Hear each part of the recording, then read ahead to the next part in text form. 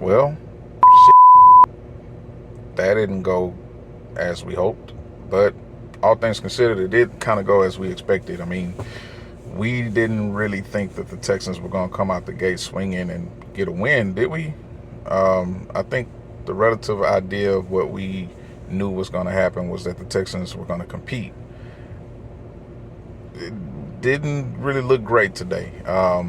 Be honest with you, the Texans didn't put forth their best effort, in my opinion, especially on offense. That was rough.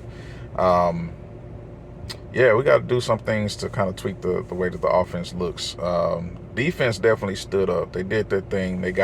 I think they got 4 sacks on Lamar, so that was awesome to see. Of course, Will Anderson stepped up big time. He got a nice, beautiful sack in, dipping low.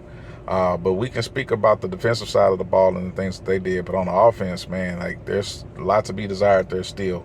But again, working with a young team, extremely fluid, thin O line.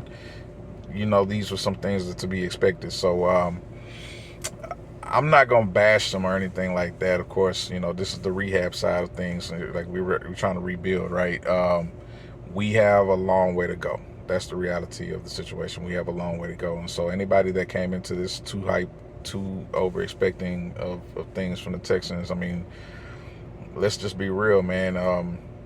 Uh, their defense came to play too, and we saw that O line on the right side definitely looks stressed, if not broken. Um, Pressure on CJ all day. CJ holding the ball too long. He did throw the ball 44 times, which is a hell of a lot. We don't want him throwing it 44 times if we can help that. 242 yards passing is not terrible, but only if it's in a winning effort. We did keep Lamar Jackson from throwing the ball.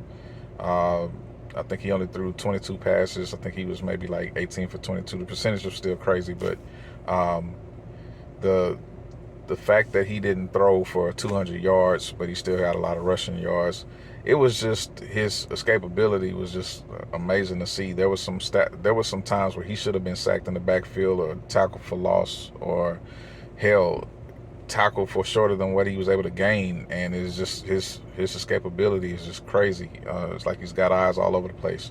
But yeah, these are just kind of my initial thoughts of the game and how it played out. I'll give more insight after the Monday night game. I'll do my recap, and hopefully you guys be tapped in, subscribe, and like for the page and the content, and let's get back to it after that's over with. All right.